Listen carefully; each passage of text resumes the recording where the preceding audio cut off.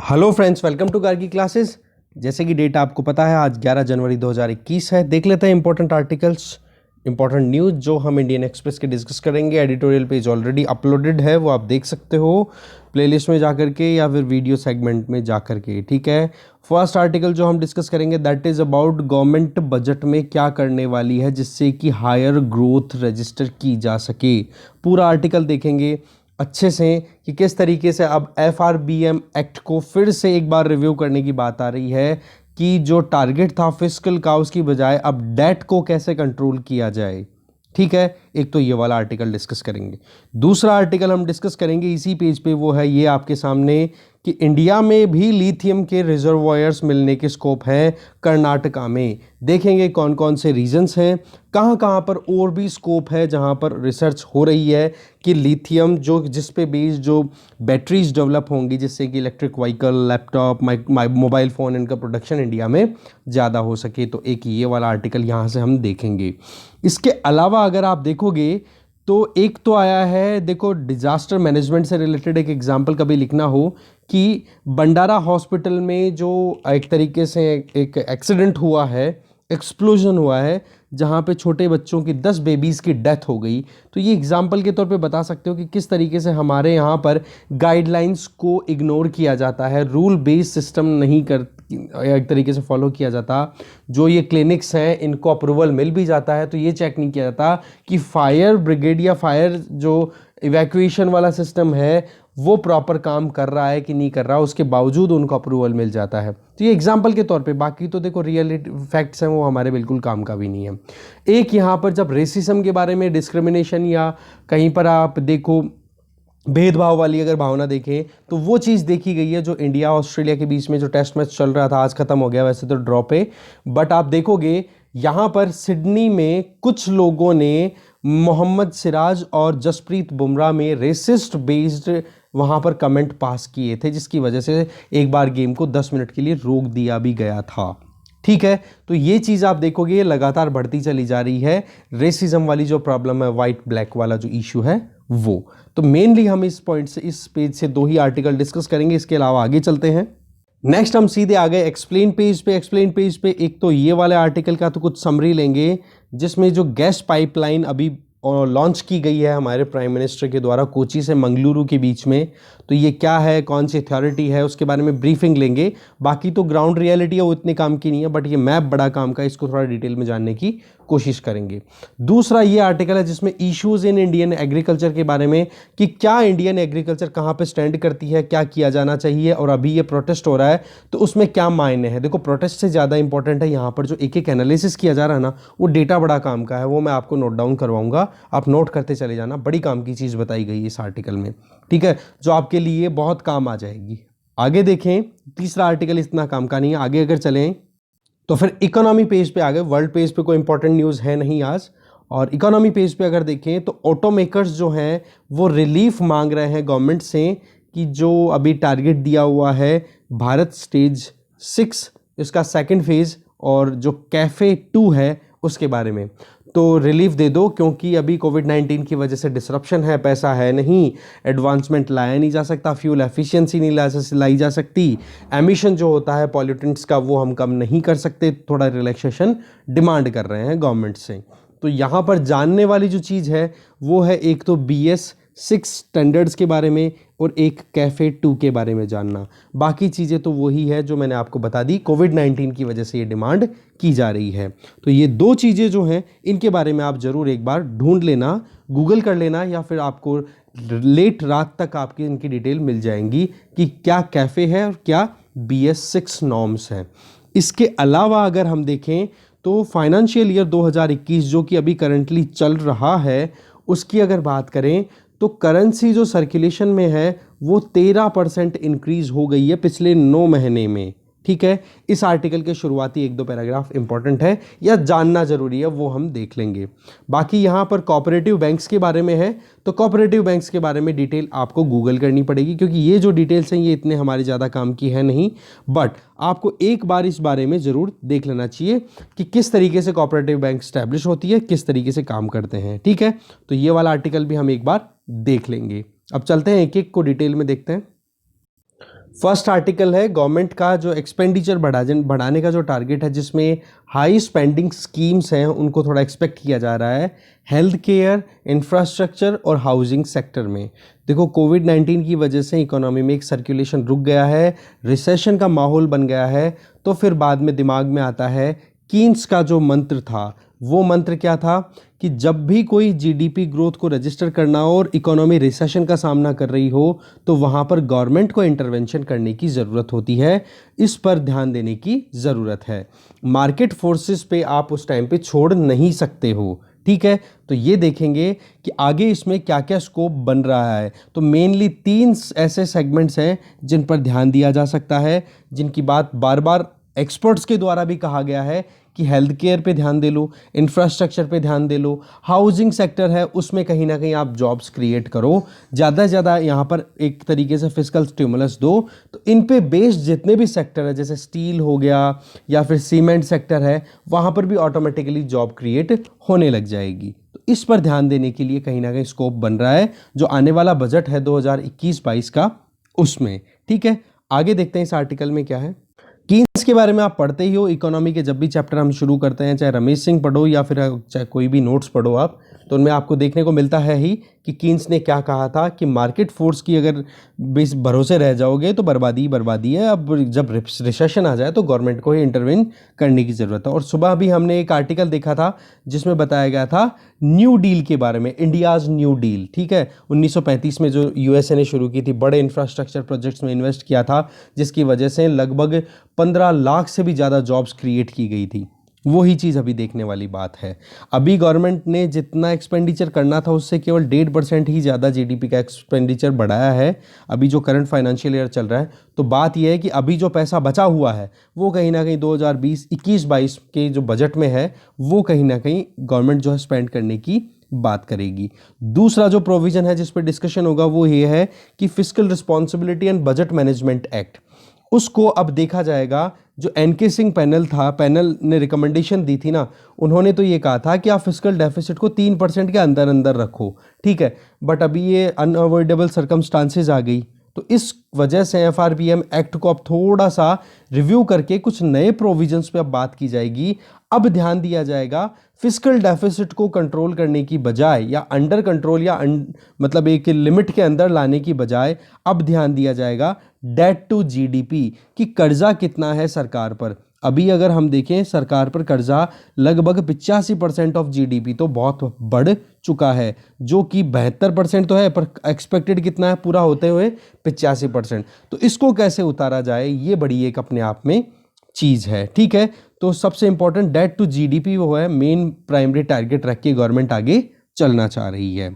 इसके अलावा अगर देखें इस आर्टिकल में इंपॉर्टेंट चीज़, तो वो हम देख सकते हैं कि हमारी इकोनॉमी जो है करंट फाइनेंशियल ईयर में, ओके, वो एक रिवाइज्ड एस्टिमेट के हिसाब से कि फिस्कल डेफिसिट कितना चल रहा है, तो लगभग 6.5% तक तो हमारी जीडीपी का पहुंच चुका है, ठीक है। जबकि टारगेट कितना था 3% ही। बट वही बात है कि अब कुछ ऐसे अनअवॉइडेबल सर्कमस्टांसेज आ गई, जो एस्केप क्लॉज थे वो अप्लाई हो जाते हैं यहाँ पर, क्योंकि इमरजेंसी टाइप चीज़ें आ गई तो उनमें तो कुछ करने का मतलब बनता है ही नहीं।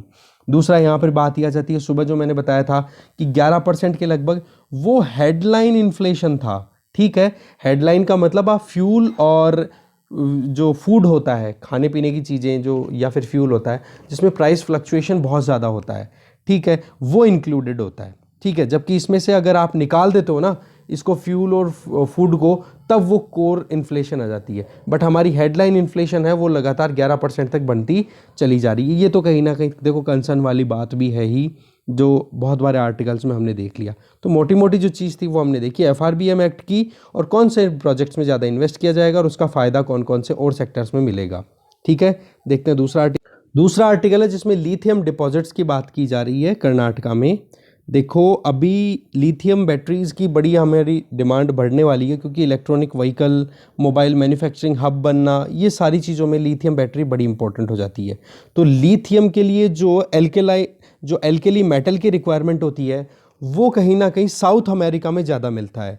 तो अर्जेंटीना से तो हमने ऑलरेडी कोलैबोरेशन कर लिया, बट इंडिया में भी जो कर्नाटका है, कर्नाटका वाले रीजन में भी लगभग 1600 टन का एक रिजर्वायर मिलने का स्कोप दिखाई दे रहा है और ये रिसर्च की गई है AMD के द्वारा। AMD मतलब एटॉमिक मिनरल डायरेक्टोरेट, जो कि एक्सप्लोरेशन और रिसर्च का काम करता है। ये डिपार्टमेंट ऑफ एटॉमिक एनर्जी का ही एक पार्ट है, ठीक है। तो उन्होंने बताया, बोले लिथियम के 1600 टन के रिसोर्सेज इग्नस रॉक्स में अवेलेबल हैं। कहाँ पर?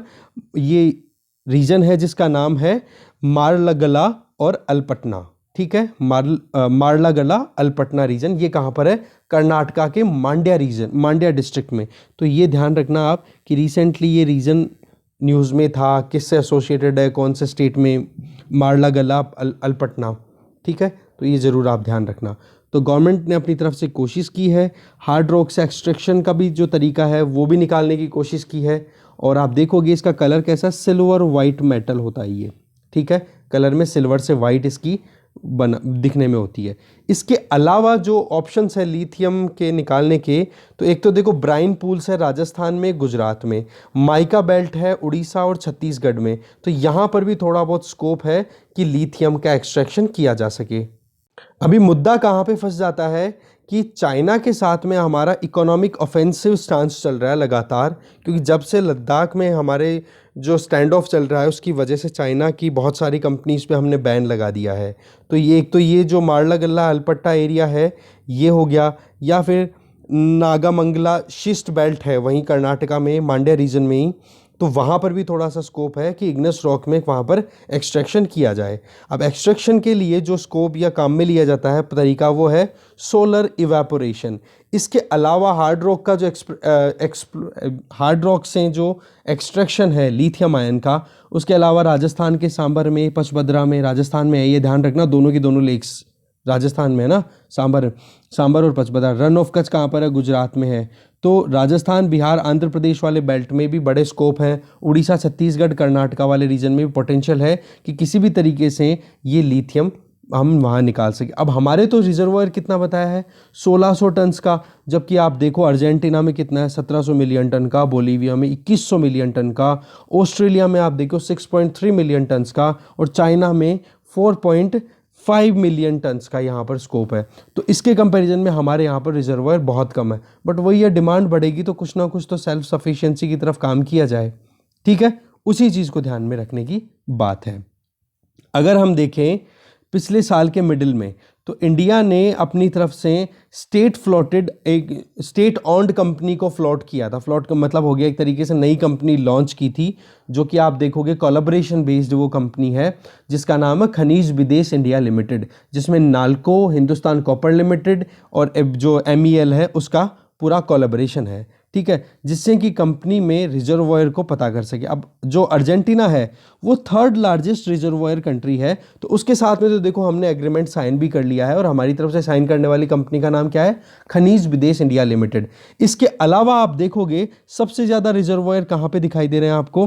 बोलीविया में, और बोलीविया के अलावा भी एक कंट्री और आ जाता है जिसका नाम है चिली, ठीक है। तो ये कंट्रीज भी कहीं ना कहीं ज़्यादा रिजर्वायर के लिए जाने जाते हैं, ठीक है। ये चीज़ देखो यहाँ पे, खनिज विदेश लिमिटेड इंडिया लिमिटेड, ये इनकॉर्पोरेटेड अगस्त 2019 में, स्टेट ऑन्ड कंपनी है, स्टेट मतलब गवर्नमेंट की कंपनी है, जिसमें नाल्को, हिंदुस्तान कॉपर और मिनरल एक्सप्लोरेशन लिमिटेड, इन तीनों ने साथ में आके काम किया है। लिथियम और कोबाल्ट के लिए इन्होंने कोलैबोरेशन किया है अर्जेंटीना के साथ में। चिली और बोलीविया भी बड़े जो रिजर्वायर वाले कंट्रीज हैं उनके साथ में भी बातचीत अभी कंटिन्यू है, ठीक है। नेक्स्ट आर्टिकल देखते हैं। नेक्स्ट आर्टिकल है एक्सप्लेन पेज से, जिसमें हम बात करेंगे गैस पाइपलाइन जो कि कोच्चि से मंगलुरु के बीच में इनॉग्रेट की गई है, बहुत सारी हर्डल्स को क्रॉस करके। ये देखोगे आप, वेस्टर्न मालाबार कोस्ट के पैरेलल है, यहाँ से कोच्चि से बीच में जो स्टेशन है, जिनमें कन्नूर है, अरीकोड़े है, मल्लापुरम है, ये कुट्टानाड है, और कुट्टानाड से ये एक और लाइन निकाली जा रही है जो कि बेंगलुरु तक जाएगी, ठीक है, इसका टर्मिनल पॉइंट जो है, ठीक है। अब देखते हैं इसमें क्या प्रोविज़न है क्या नहीं है। देखो, ट्यूसडे को प्राइम मिनिस्टर नरेंद्र मोदी ने इसको डेडिकेट किया नेशन को, Kochi Mangaluru natural gas pipeline, जो कि gas authority of India limited GAIL का पार्ट है, ठीक है। ये अपने आप में एक बड़ा इंफ्रास्ट्रक्चर प्रोजेक्ट है, जिसमें मेन काम क्या है कि डोमेस्टिक गैस की जो सप्लाई है उसको इंश्योर करना, जिससे कि जो नॉन पॉल्यूटेंट फ्यूल है उसकी सप्लाई की जा सके, ठीक है। तो यहाँ पर पॉइंट आ जाता है लिक्विफाइड नेचुरल गैस का। आप देख सकते हो क्या कॉम्बिनेशन क्या है, ठीक है, क्या कॉम्पोजिशन होता है, उसके बारे में गूगल करना, ये आप ज़रूर देखना, ठीक है।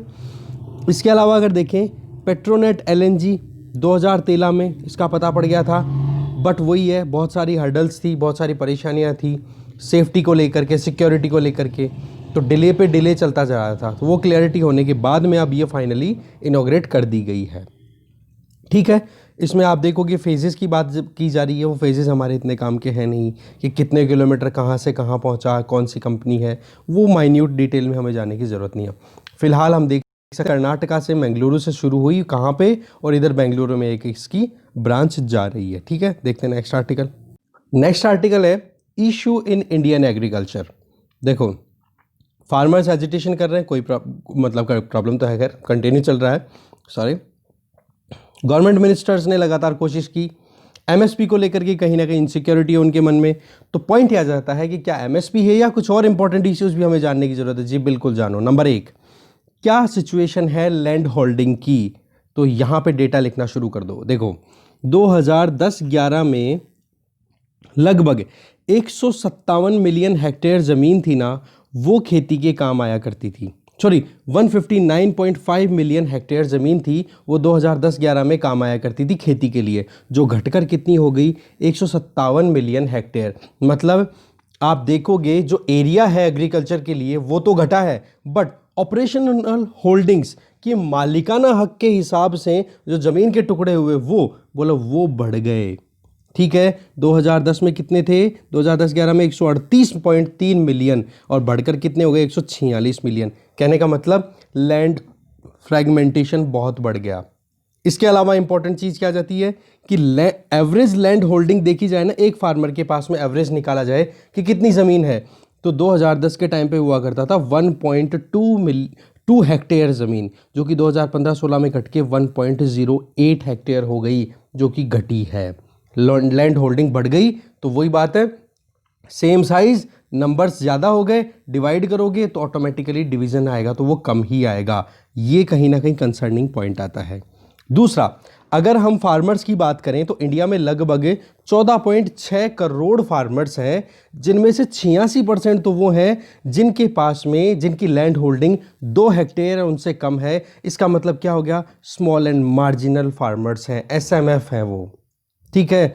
और आप उनका ऑपरेशन देखोगे कितनी एरिया पे करते हैं, टोटल एग्रीकल्चर एरिया में केवल 47.35% एरिया पे एग्रीकल्चर कौन करता है, 86% फार्मर्स।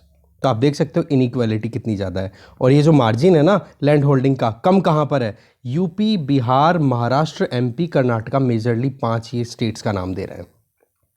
फिर बोल रहे हैं फ्रेगमेंटेशन जो है लैंड का, या ये कोई प्रॉब्लम है, जी बिल्कुल है। एक साथ एग्रीगेट करना पूरे छोटे छोटे खेतों में अगर जो उपज हो रही है उनको एक साथ करना कितना मुश्किल होता है, और फिर इस चीज़ का फ़ायदा उठा ले जाते हैं बिचौलिए, समझ गए। क्योंकि एपीएमसी मंडी में जाकर के ये बेचते हैं फ्रेगमेंटेड फॉर्म में, और फिर वो प्रोड्यूस को जितना फ़ायदा मिलना चाहिए प्रोड्यूसर को उतना फ़ायदा नहीं मिल पाता।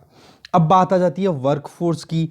तो वर्कफोर्स की अगर बात करें एग्रीकल्चर में, तो कितना % वर्कफोर्स का हिस्सा एग्रीकल्चरल एक्टिविटीज़ में पार्टिसिपेट करता है, और कितना वर्कर्स को इस सेक्टर से निकालने की ज़रूरत है। देखो लेबर ब्यूरो के एस्टिमेशन के हिसाब से देखिए तो इंडिया की 45% वर्कफोर्स जो है वो एग्रीकल्चरल एक्टिविटीज़ में इन्वॉल्व है। सेंसस 2011 के हिसाब से देखिए तो 55% मतलब टोटल में से तो 45% किस में लग रहे हैं, एग्रीकल्चर में, और एग्रीकल्चर में भी जितने लग रहे हैं उनमें से 55% तो ऐसे हैं जो एग्रीकल्चर में लेबर की तरह काम करते हैं, जिनकी खुद की ज़मीनें नहीं है। तो आप देख सकते हो केवल 45% से ही कम ऐसे किसान हैं जिनकी खुद की ज़मीन है। 55% लोग तो केवल और केवल मजदूरी करने जाते हैं खेतों में। तो एक ये चीज़ काम की आई है यहाँ पे डेटा निकल के। फिर बात आ जाता है कि राइस जो है ये क्या ज़्यादा पानी खाता है, तो यहाँ पर डेटा के बेसिस पे बताने की कोशिश की जा रही है कि 1 किलो शुगर जो है उसको प्रोड्यूस करने में लगभग 1500 से 2000 लीटर पानी कंज्यूम होता है। वहीं पे 1 किलो चावल बोने के लिए आपको ज़रूरत होती है 5000 लीटर पानी की। अब शुगर की बात भी करें तो यूपी में जो कंजम्पशन है शुगर, 1 किलो शुगर प्रोड्यूस करने में, वो तो है 1044 लीटर की ज़रूरत पड़ती है पानी की। महाराष्ट्र में ये 2086 हो जाता है। तो पॉइंट यहाँ पे क्या जाता है कि भाई फिर शुगर केन इतना कंजम्पशन कर रहा है, राइस इतना वाटर कंज्यूम करता है, तो ये वाटर इंटेंसिव क्रॉपिंग पैटर्न क्यों प्रेवलेंट है? इसकी वजह है कि वहाँ पर जो रेम्यूनरेशन है ना, पैसे का जो रिटर्न मिलता है ना किसानों को, वो कहीं ना कहीं शुगर केन की तरफ अट्रैक्ट कर रहा है। और यही चीज़ पंजाब हरियाणा के किसानों के लिए भी लागू होती है। तो आप देख सकते हो वाटर स्ट्रेस रीजन में भी, विदर्भ वाले रीजन में भी लोग गन्ने की खेती करते हैं जहाँ पर पानी की कमी है। समझ गए? पार्लियामेंट ने एक्ट पारित किए हैं, ठीक है, तो वहाँ पर शुगर सेक्टर को ज़्यादा कोई टच नहीं किया जाता, क्योंकि शुगर में क्या होता है, जो एक फेयर रिम्यूनरेटिव प्राइस होती है, या स्टेट जो है वो एडवाइज करते हैं प्राइसेस को, जिसको हम सैप बोल के बात करते हैं, तो वो कहीं ना कहीं फार्मर्स को सीधा मिल ऑपरेटर्स के थ्रू दे दिया जाता है। उसमें गवर्नमेंट का ज़्यादा रोल नहीं होता, बस केवल गवर्नमेंट अपनी तरफ से एक्ट पारित कर देती है, या फिर जो नहीं, स्टेट गवर्नमेंट जो है वो एक्ट पारित कर देती है। पर पार्लियामेंट जो कुछ भी करती है ना, वो पार्लियामेंट का मेजर जो काम है वो काम करता है राइस पे या एमएसपी की जो हम बात करते हैं उस पर, ठीक है, पार्लियामेंट नहीं, सेंट्रल गवर्नमेंट मेजरली, राइट। तो पंजाब में शुगर केन की अगर क्रॉपिंग देखोगे तो केवल 1.2% एरिया पे ही हो रही है, जो कि बहुत कम है, तो ज़्यादा होनी चाहिए। तो इसके लिए क्या है, डाइवर्सिफिकेशन, इंसेंटिव्स देने की ज़रूरत है। एमएसपी की आपको पता ही है, हम कितनी बार बात कर चुके हैं, 23 फसलों के लिए एमएसपी डिक्लेयर की जाती है, बट मेजरली खरीदारी होती है वीट और पैडी की, इस वजह से डाइवर्सिफिकेशन ज़्यादा नहीं आता। बोला एमएसपी से पंजाब और हरियाणा को ज़्यादा फायदा होता है, तो यहाँ पर डेटा बताया जा रहा है कि पंजाब और हरियाणा में जितना प्रोडक्शन होता है ना, उसका राइस का लगभग 90 से ज़्यादा परसेंट, तो 90 के लगभग परसेंट पंजाब और हरियाणा का तो सरकारी खरीद लेती है, तो ये फ़ायदा है। जबकि तेलंगाना में 102% फ़ायदा मिलता है, ठीक है। तो ऐसी बात नहीं है केवल पंजाब हरियाणा को है, दूसरे स्टेट्स भी हैं जहाँ पर एमएसपी का बेनिफिट उठाया जाता है। फिर बात आ जाती है कि दूसरी क्रॉप्स को गवर्नमेंट क्या क्या मेजर्स लेकर के प्रमोट कर सकती है।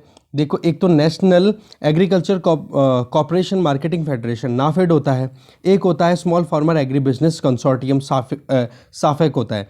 इनसे क्या है, गवर्नमेंट जो है वो बची हुई 21 जो क्रॉप्स हैं जिनमें पल्सेस भी आ गई, कॉटन भी आ गई, इनको प्रोक्योर करती है। कॉटन को प्रोक्योर करने के लिए क्या है हमारे यहाँ पर, कॉटन कॉर्पोरेशन ऑफ इंडिया। तो कहने का मतलब ये है कि दूसरी फसलें हैं उनको भी खरीदी जाती हैं। जैसे कि एप्पल की बात करें तो एप्पल कहाँ पर प्रोड्यूस होता है, जम्मू एंड कश्मीर में, ठीक है। और दूसरे कंट्रीज़ की अगर बात करें, जैसे स्टेट्स की बात करें, महाराष्ट्र, वहाँ पर ऑनियन की खरीदारी होती है, ये चीज़ बताई जा रही है। फिर शुगर केन क्यों प्रमोट हो रहा है, उसकी वजह मैंने आपको बताई दी कि fair and remunerative price fix कर दी जाती है उनके लिए, या फिर स्टेट गवर्नमेंट जो है वो एडवाइस कर देती है एक स्टेट एडवाइज्ड प्राइस। तो उसके बेसिस पे क्या होता है कि जो शुगर केन प्रोड्यूस करते हैं ना जो भी किसान, उनको फ़ायदा हो जाता है, शुगर मिल डायरेक्टली उनको पे कर देती है। फिर बात आ जाती है, एक और क्रॉप है जिसका नाम है जूट, उसको भी कहीं ना कहीं प्रमोट करती है गवर्नमेंट। गवर्नमेंट ने अपना एक्ट बनाया हुआ है जिसका नाम है jute packaging material, JPM act 1987। उसमें ये बिल्कुल डिक्लेयर किया हुआ है कि फूड ग्रेन जो भी होगा ना, उसकी पैकेजिंग 100% जूट के बैग में होगी, जो बोरियां होती है उनको बोलते हैं, ठीक है। और 20% शुगर जो है, जितना भी आप प्रोडक्शन कर रहे हो उसका 20% किस में स्टोर होगा, जूट बैग्स में। ये चीज़ डिक्लेयर की हुई है, तो जूट को भी कहीं ना कहीं प्रोटेक्शन दी हुई है गवर्नमेंट की। फिर बात आ जाती है हॉर्टिकल्चर, डेयरी, ये प्रॉफिटेबल है जी, है तो सही, पर वो ये अगर कोऑपरेटिव सिस्टम नहीं है या फिर गवर्नमेंट का कोई सपोर्ट नहीं है ना, तो उस केस में फ्लक्चुएशंस बहुत आती रहती हैं। तो इस वजह से फार्मर्स थोड़े से डरते हैं इन पर रिलाई करने से। गुजरात में देखो, डेयरी जो सेक्टर है बड़ा सक्सेसफुली काम कर रहा है, बट वहाँ पर गवर्नमेंट जो है वो कहीं ना कहीं बैकिंग दे के रखती है। तो अब बात आ जाती है सब्सिडीज़ की। तो सब्सिडीज़ देखो, इनपुट और आउटपुट दोनों मिलती है हमारे यहाँ पर फार्मर्स को। इनपुट सब्सिडीज़ की अगर बात करें, fertiliser, seed, farm machinery, equipment, machinery, logistic, ये इलेक्ट्रिसिटी, इनके ऊपर तो देती है गवर्नमेंट। ये तो हो गए सारे इनपुट। और एमएसपी जब प्रोडक्शन हो जाए तो एमएसपी जो कि आउटपुट बेस्ड है, वो भी एक तरीके की सब्सिडी है। बट ओवरऑल जब नेट निकाल के देखा जाता है ना, तो एक्सपर्ट्स का ये कहना है कि फार्मर्स को टैक्स ज़्यादा देना पड़ता है। बोला टैक्स कैसे, जबकि हमें पता है कि एग्रीकल्चर पे टैक्स लगता नहीं है। कि बोला हमारे यहाँ पर मार्केट साइड में कहीं ना कहीं कमियां रह जाती हैं। मान लो आपने प्रोडक्शन तो बहुत अच्छा करवा दिया, प्रोड्यूस भी हो गया, बट उसको मार्केट में ले जा करके उनको स्टॉकिंग करना, उनको प्रॉपर प्रोसेसिंग करना, वही अगर नहीं होगा तो ये एक्सेस में जो प्रोड्यूस हो गया उसका तो लॉस हो गया ना। उस लॉस को कौन बियर करेगा, किसान। तो इस तरीके से किसानों के घाटा ज़्यादा हो जाता है। तो हमें नेट टैक्स अगर निकालें हम सब्सिडी दे करके और घाटे को ओवरऑल नेट निकालें, तो 6% एनुअली लॉस का सामना करना पड़ता है हमारे किसानों को। इसकी वजह क्या है? क्योंकि मार्केट साइड में कमियां, बेसिक इंफ्रास्ट्रक्चर जैसे स्टोरेज, ट्रांसपोर्टेशन, इनकी कमी रहती है, तो स्ट्रेस का सामना करना पड़ता है। फिर बात ये आ जाती है कि दूसरे कंट्रीज़ में क्या माहौल है। देखो जो एडवांस्ड कंट्रीज़ है ना, फर्स्ट वर्ल्ड कंट्रीज जैसे Norway, Switzerland, Japan, Korea, USA, Australia, वहाँ पर आप देखोगे वो बहुत ही ज़्यादा हाईएस्ट पॉजिटिव सपोर्ट देते हैं। हमारे यहाँ तो क्या होता है कि टैक्सिंग की तरह इमर्ज होकर के आई थी, सब्सिडी एक हाथ से दे दी, दूसरे हाथ से उनका लॉस हो जाता है, तो इस वजह से ओवरऑल उनकी टैक्सिंग ही मानी जाती है। जबकि जो एडवांस्ड कंट्रीज है वहाँ पर पॉजिटिव सब्सिडी दी जाती है फार्मर्स को, तो इस पर भी ध्यान देने की ज़रूरत है।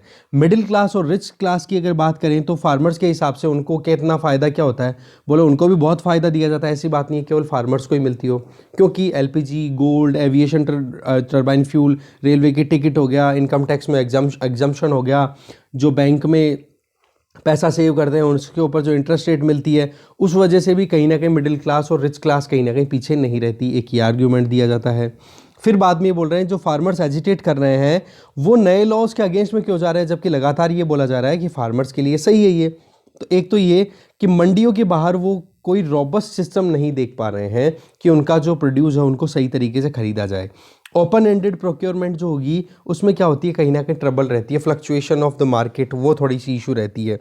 और दूसरा सा कहीं ना कहीं ये भी एक डर है कि स्टेट जो है वो अगर अपनी तरफ से एपीएमसी मंडी के बेसिस पे उन्होंने बहुत हेल्प की, बहुत मेहनत की और उन्होंने अपनी इंफ्रास्ट्रक्चर डेवलप की, बट अब जो सेंट्रल गवर्नमेंट है वो जो है विड्रॉवल के एटीट्यूड में कहीं ना कहीं दिखाई दे रही है। तो वो जो चीज़ है ना, इस वजह से कहीं ना कहीं वो डरे हुए हैं कि सेंट्रल गवर्नमेंट अब एमएसपी को ना बंद कर दे, कहीं ये शुरुआत तो नहीं हो गई है। इस वजह से फार्मर्स डरे हुए हैं इस ओपन एंडेड मार्केट को देखते हुए।